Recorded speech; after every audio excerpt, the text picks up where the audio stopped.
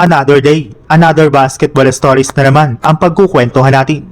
At ngayon nga ay pag-uusapan natin ang balitang gustong nga po ng Boston Celtics na makapasok sa NBA Finals at ang balitang jackpot na nga po sa standings, ang Los Angeles Lakers.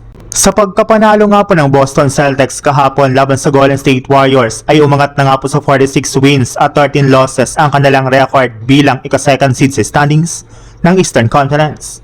Umabot na rin naman nga po sa 1.5 games ang kanilang kalamangan sa ika-third seed na New York Knicks.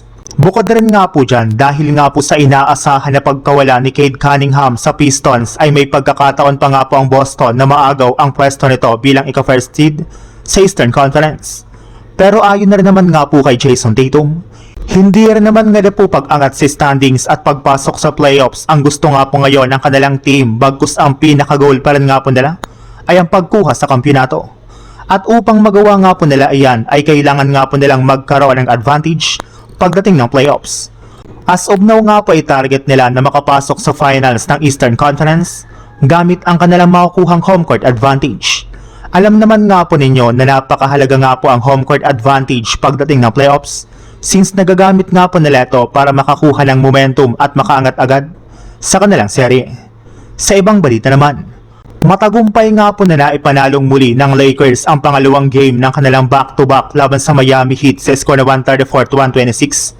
Sa paunguna nga po ni Luka Doncic na nagtala dito ng 60 points at si LeBron James na gumawa rin naman ng triple-double na umabot ng 19 points, 15 rebounds at 10 assists. At dahil nga po sa kanilang panalo ay na-extend na nga po sa 8 games ang kanilang win streak at isang beses pa lang naman nga po silang natalo sa kanilang huling 12 games.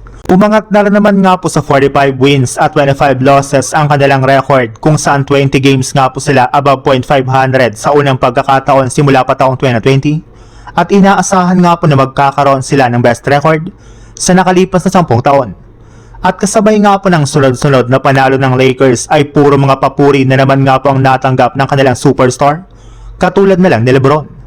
Marami nga po ang bumibilib sa kanya na sa kabila ng edad nito na 41 years old ay nakakapaglaro pa nga po ito ng back-to-back games at nakakagawa pa nga po siya ng mga nakakamanghang dunk sa kanilang mga laban.